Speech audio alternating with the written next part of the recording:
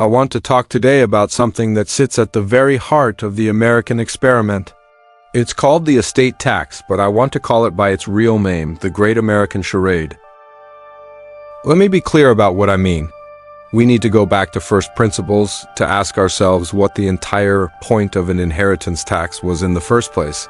For decades, a very powerful, very wealthy minority in this country has waged a relentless war to abolish it. Why?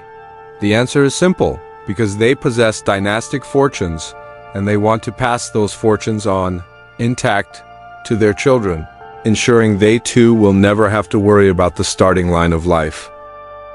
And that brings us to the fundamental choice every civilization must make. Either you build a society that believes in a genuine meritocracy, where everyone, and I mean everyone, starts the race of life from roughly the same place ... or you don't. You can have what we call a level playing field. That's where we all begin with similar access to resources, and our success is then determined by our talent, our grit, our hard work, the things we're supposed to admire. ... or you don't. And or you don't means you consciously decide to let some people start the race already at the finish line.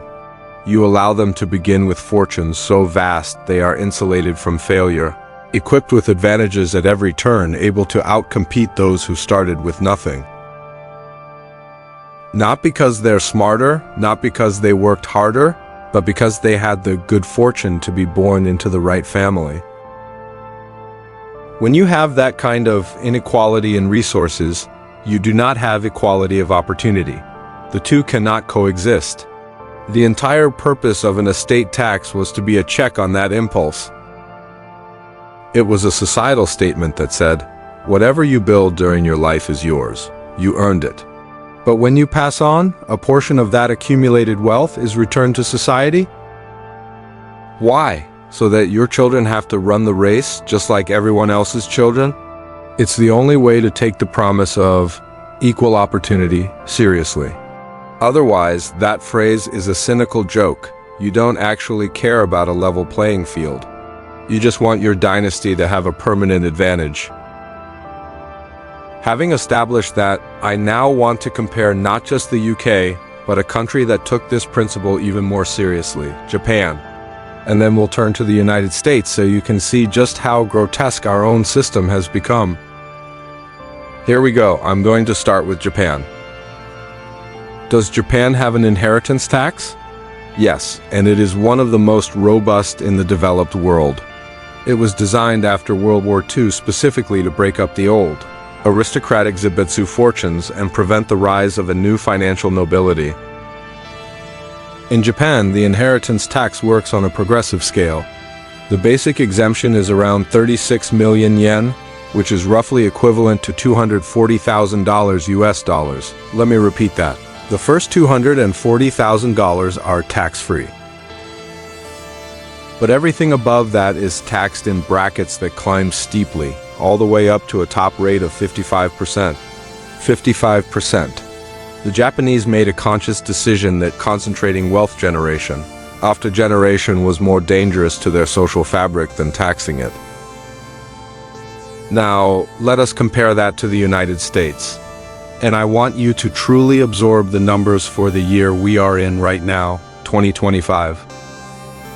What is the amount of money, the exemption, that a single American can pass on to their heirs before a single penny of federal estate tax is paid? The answer, $14 million. 14 million. But it gets worse. Because that exemption is per person, a married couple can shield nearly $28 million from the estate tax. 20-8 ... million. In Japan, the tax kicks in at $240,000. In the United States, it doesn't even begin to whisper its name until you hit $28 million for a couple. The result? According to the Tax Policy Center, only about 0.1% of estates in the United States, the absolute wealthiest sliver of the population, will ever pay this tax. It has ceased to function for 99.9% of the country. This is a profound betrayal of our own history. It was President Theodore Roosevelt, a man born to immense privilege, who said that the transmission of enormous fortunes from generation to generation was a danger to the Republic. In the middle of the 20th century, the top estate tax rate was over 70%. We once believed in this. But today, not only is the exemption astronomically high, but the ultra-wealthy employ armies of lawyers to exploit loopholes, like step-up in basis and dynasty trusts to ensure that even those massive fortunes are often never taxed at all. So when people tell you, oh, if you tax the rich, they'll just leave, you should ask them, have the wealthy fled Japan in droves? No, the argument is a hollow threat, a scare tactic. The truth is, the American elite long ago abandoned any pretense of caring about a level playing field. We have a system that mouths the words of meritocracy while its laws actively construct an aristocracy.